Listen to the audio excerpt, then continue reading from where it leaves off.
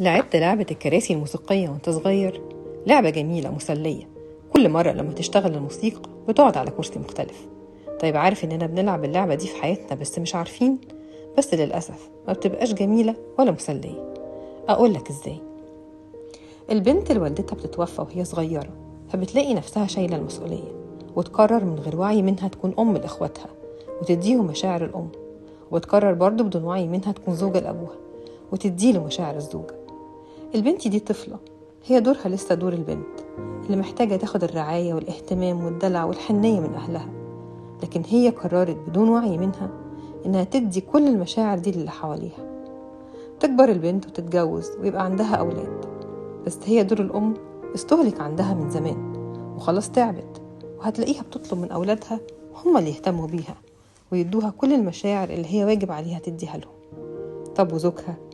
كمان دور الزوجة اللي كانت بتلعبه مع أبوها خلص عليه، فدلوقتي هي بتطلب من زوجها يعملها على إنها طفلة وهي بنته صغيرة، وعاوزة منه كل المشاعر اللي كانت محتاجاها من والدها. أقول لك مثال كمان، الأم اللي بتنفصل أو زوجها بيتوفى وعندها ولد، هي كمان بتاخد القرار بدون وعي منها إن الولد ده هيعوضني عن وجود زوج في حياتي، فبتطلب منه كل المشاعر اللي لو زوجها موجود كان ادها لها. يجي ابنها ده يتجوز، طب زوجته فاضل لها ايه؟ خانة الزوجة عنده مشغولة، لكن ايه اللي فاضي؟ اللي فاضي خانة الأم. فتلاقيه بيطلب من زوجته تديله كل مشاعر الأمومة اللي كان محتاجها هو صغير. ودواخينا يا لمونة دواخينا، وكل واحد قاعد على كرسي مش بتاعه، وطول ما كل واحد مش بيلعب دوره هيعيش المعاناة بدل الراحة. الراحة موجودة على كرسي بتاعك اللي انت مش قاعد عليه.